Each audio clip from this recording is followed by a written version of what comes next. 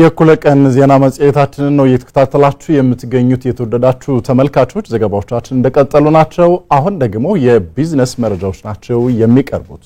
ሶሊያና አለህኝ ስቱዲዮ ናት ሶሊያና እንኳን ደህና መጣሽ እንኳን ደህና ቆየኛው ቤት አመሰግናለሁ ከዘገባዎቹስ ጋር መልካም ጊዜ አመሰግናለሁ አብራችሁን ቆዩ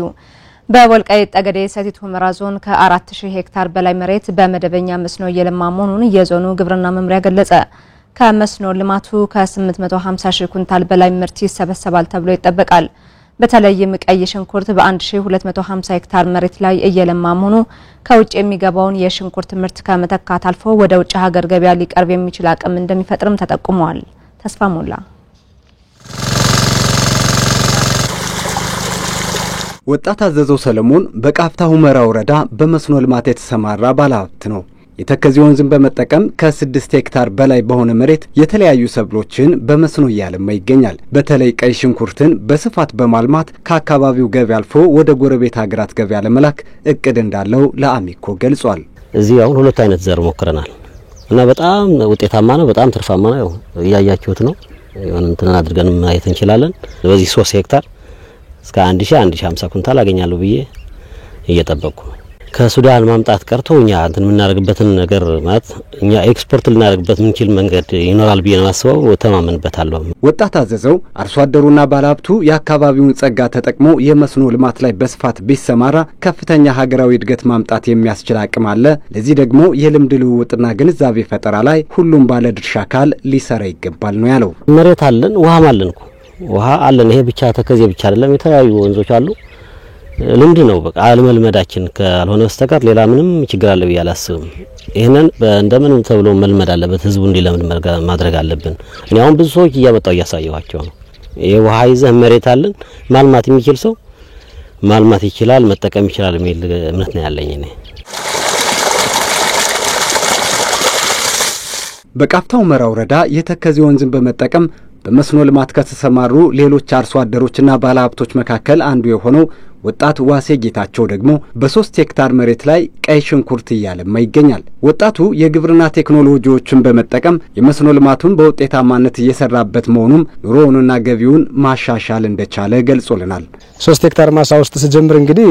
ዘሩን ከነጋዴዎች በመዋስ ወይም ደግሞ ብድር ሰጥቶኝ እሱን ዘርቼ ነው እንግዲህ አሁን ላይ የሶማሌ ወይም የሱዳን ሽንኩርት ምንለው በተለምዶ በጣም አሪፍ የሆነ ተፈላጊነት ያለው እሱን 220 ኩንታል ሽንኩርት አመረትኩኝ እሱን አምርቼ አሁን 245 ሺህ ሽጬ ያው እሱም ደግሞ ብድሬን ሁሉን ዘግቼ እሱ ይገኛል ማለት ነው አሁን እኔ ሌላ ነገር ነው ልገዛ ያሰብኩት ሁሉ የግሬን የጃ መንቀሳቀሻ ሞተር አለችኝ እዛም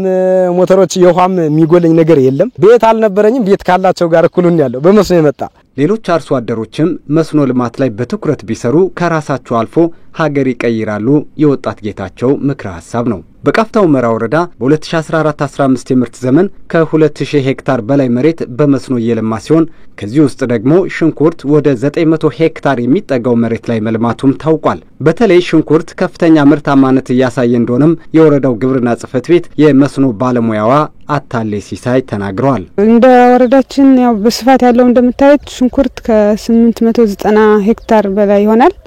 ያው በዚህ ልማታችን በሄክታር በጣም የተሻለ እየተገኘ ነው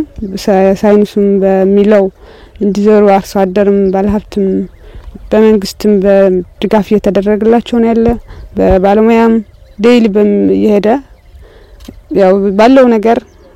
በሞተርም በእግርም እየተጓዘ ሰው ድጋፍ ያደርገናል ያለና በሄክታር ከ300 እስከ 400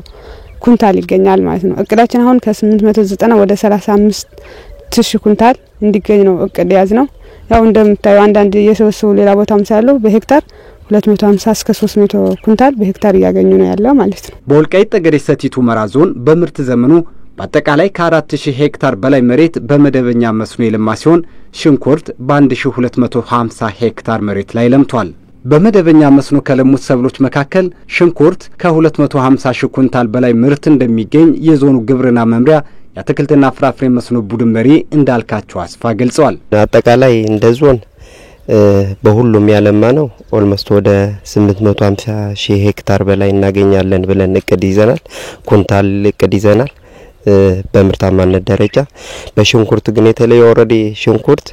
ወደ 1250 ሄክታር እንደ ዞን ሸፍነናል በሽንኩርት ሰብል ብቻ።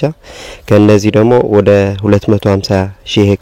ኩንታል እናገኛለን ብለን እቅድ ይዘናል ማለት ነው። በዞኑ በርካታ ወንዞች በቀላሉ ሊገኝ የሚችል የከርሰ ምድር ውሃ እንዲሁም በመስኖ ሊለማ የሚችል ሰፊና ለም መሬት የአካባቢው ጸጋዎች መሆናቸውን የጠቀሱት አቶ እንዳልካቸው መንግስት ይህን ምቹ ሁኔታ ማልማት ቢችል በርካታ ባለሀብቶችና አርሶ አደሮችን ወደ መስኖ ልማት ማስገባት እንደሚቻልና ከ50 ሺህ ሄክታር መሬት በላይም በዞኑ በመስኖ ማልማት የሚያስችል አቅም እንዳለ ገልጸዋል።